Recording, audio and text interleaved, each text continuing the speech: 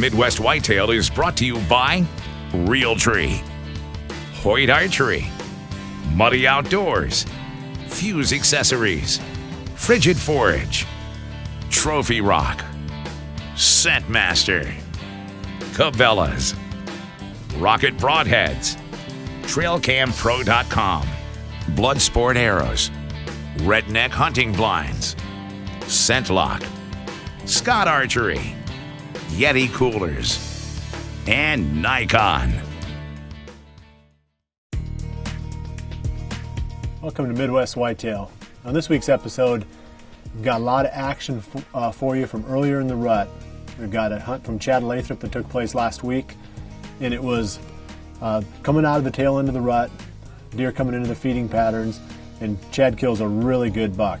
We also have a hunt from Paul Marshall from Illinois, and we just got two loaded up with hunts going into the Heartland series that we went ahead and grabbed Paul's hunt, and it was an exciting hunt from November 7th. I think he had 7 bucks chasing 1 doe that day. So we've got a lot of action for you in today's episode, and we'll start out with Chad's hunt.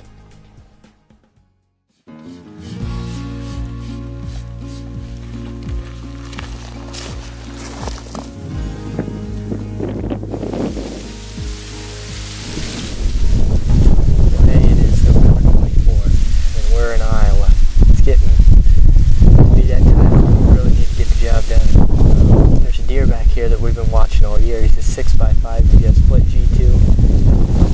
It's been really cold here in Iowa. We're hunting a food source and hope that the deer really are starting to feed hard.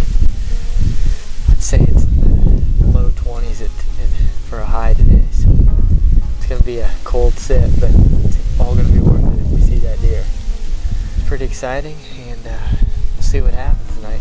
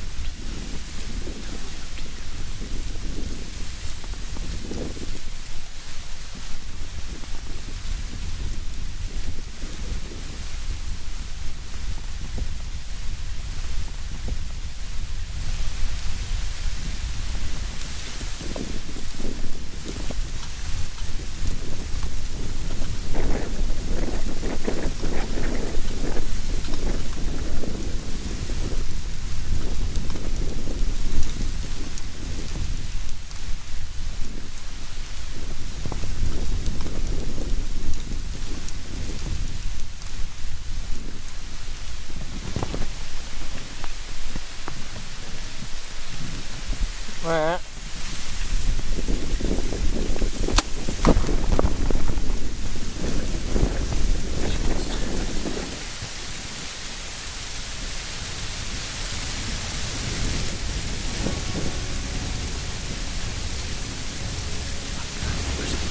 I felt good.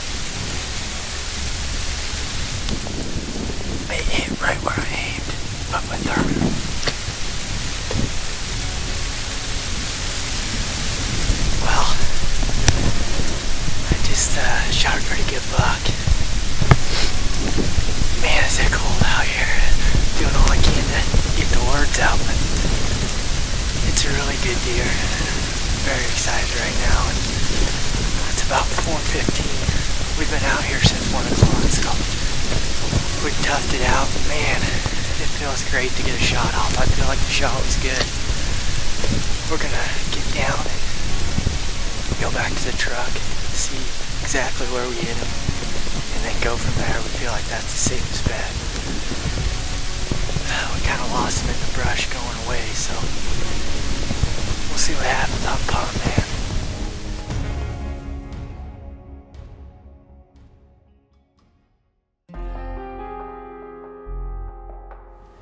Hey guys, it's the morning of the 25th, and we're going back in after my buck. We decided to stay out last night and give him all night. It was a slightly quartering to shot, and we're not sure if we got any of the harder lungs, so we gave him 16 hours. We're right back here this morning. It's starting to snow a little bit, so we're going to get after it and see if we can come up with him.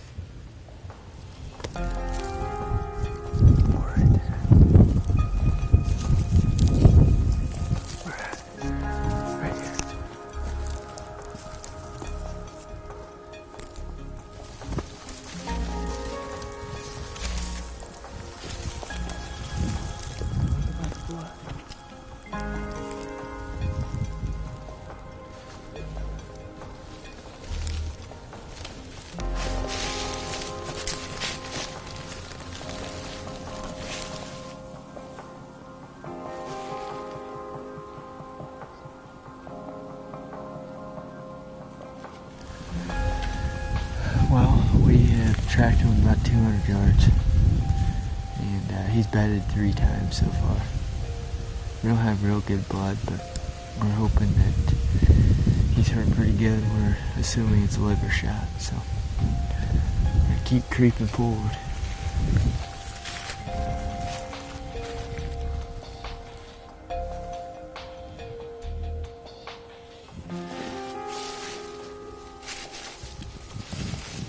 What?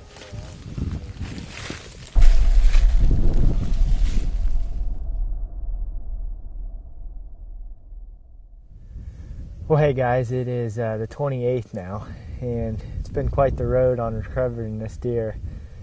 Yesterday, we went back in about 16 hours after I'd shot him and tracked him for a while, and actually caught up to him after he had bedded down several times.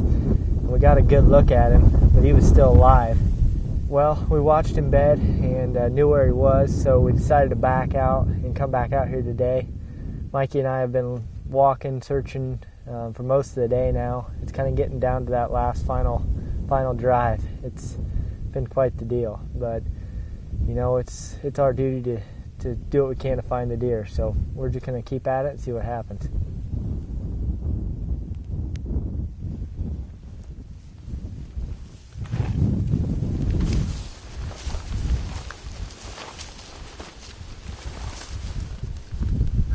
There he is. Oh. God, I can't believe it. I can't believe it. He's laying right there dead. Yes! Holy smokes, 2 days and here he finally is. Tell you what, they go down the nastiest, gnarliest stuff they can find. Oh, this is awesome. This is awesome. Yeah, baby, this is awesome. Oh, I'm so excited. Well, here we are. I got my tag on him and drug him up out of the brush so we get a good look at him. But it's just amazing to be able to put my hands on this deer after 2 hard days of tracking. It's a bittersweet ending, you know. It's that part of bow hunting where, you know, the shot isn't exactly perfect. It was a little bit lower than what we'd like, and it was slightly quartering too. And we actually caught the liver, and after finding him still alive yesterday, we made a decision to leave him and give him a whole nother night.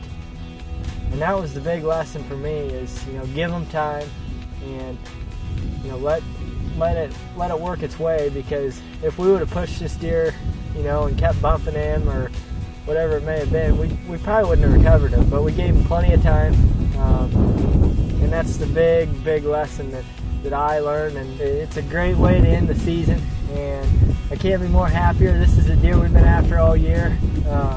Believe he's at least a 4-year-old buck, and you know, it's an awesome way to end the year. I'm excited and ready to get him back to the house.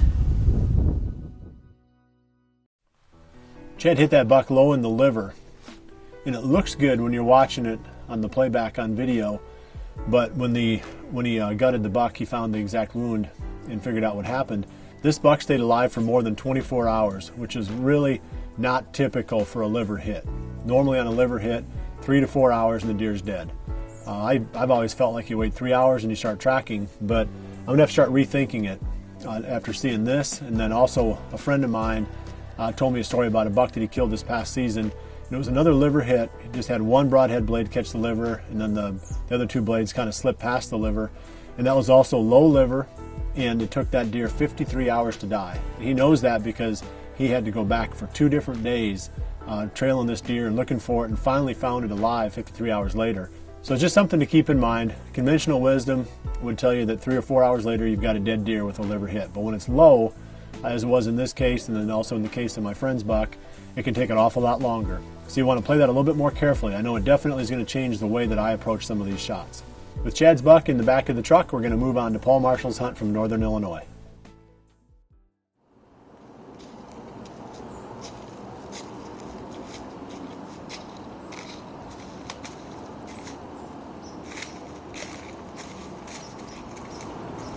It's November 7th, it's about 6:30. Scott and I are settled into our stand here. It's real cold, got down about 27, 28 degrees, had a hard frost. The spot we're hunting here is a funnel. It's basically a creek that runs up kind of north-south.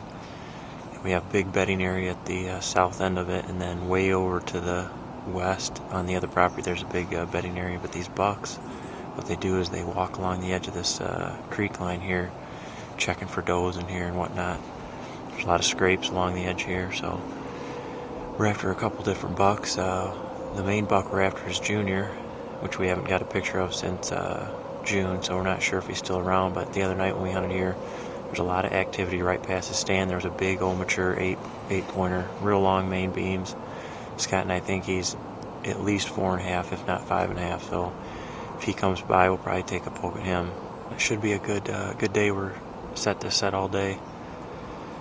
Hopefully I'll be bucked out after today.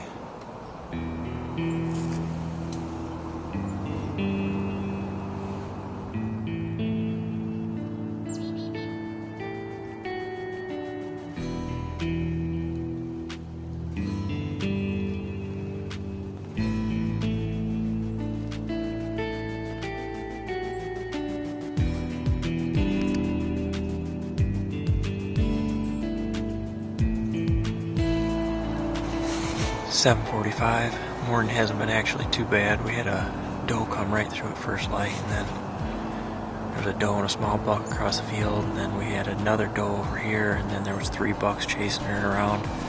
2 of them were 1.5 years, and then there was a 2.5-year-old 8-pointer, but no mature bucks yet. The wind's kind of variable right now, so we're hoping once that sun gets up a little higher we get a more consistent of a wind.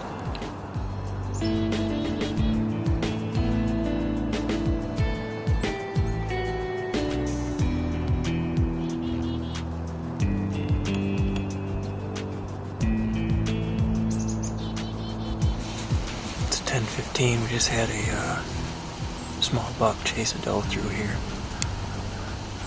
It's a good sign that the deer are up and moving. It's overcast now, so I think that's actually better for the deer movement too. It's still really cold. We're just gonna hang in here all day.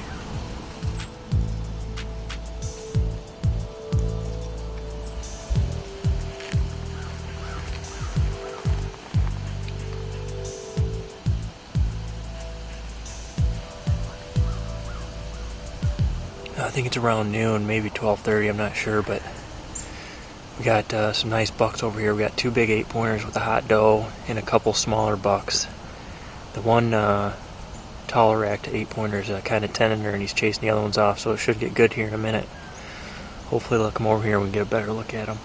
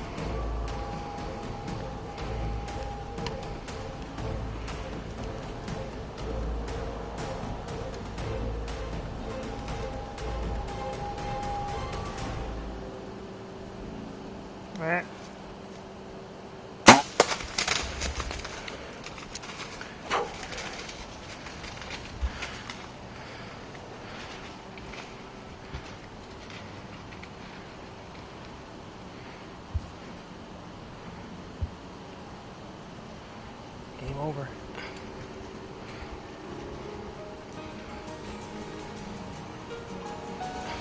Bucked out November 7th. Yes. This is my first big buck on the family farm, man. My first big buck. Oh my gosh, dude, what a hunt. That was an amazing hunt, man, right there. We've had 7 bucks and a hot doe out on this field. Right there shows you that staying in the stand all day during the rut is what you have to do. A hot doe and you're in the money. Whew. Oh gosh, I was tore up. I am tore up, man. I'm just shaking, Scott. That is a beautiful buck. Beautiful 8-pointer. I have a picture of every single one of those bucks out there on that field, except for the buck I just shot. I have no idea who that buck is. That's what I'd be doing if I was in my truck right now.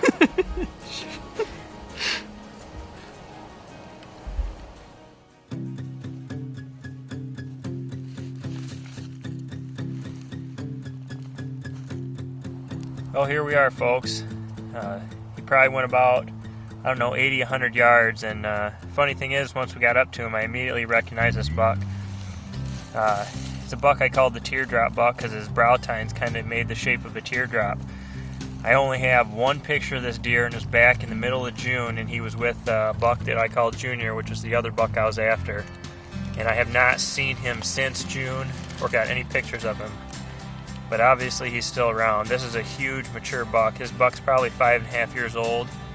You can tell he's got both main beams are kind of worn off there. He's got a broken brow tine, so he was definitely a fighter. But this was an absolutely amazing hunt here on November 7th. This buck was out in the field with the doe for probably 3.5 hours, and there were 6 other bucks trying to take that doe away from him, and he was just fighting them off and stuff like that. So this was just an amazing day. This is my second buck here in Illinois, and I'm bucked out until the last 3 days of the season. And I'll be running the camera for Scott, trying to get him a couple bucks. People are always asking me what are the best days of the season to take their vacation. I always say the very best day of the rut is the November 7th. In my experience over the years, it just seems like more bucks have been killed on the 7th, not just by me, but by my friends and people that I know, than any other single day. And it held up again this year. We had a lot of action on the 7th of November, and obviously it was a great day for Paul and one that he's not going to soon forget. Now we're going to leave you with a quick preview of next week's episode. I had the good fortune of killing a nice buck coming to food on November 27th, so we'll see you right back here again next week for that episode. I appreciate you joining me for Midwest Whitetail. We'll see you next week, and remember to always dream big.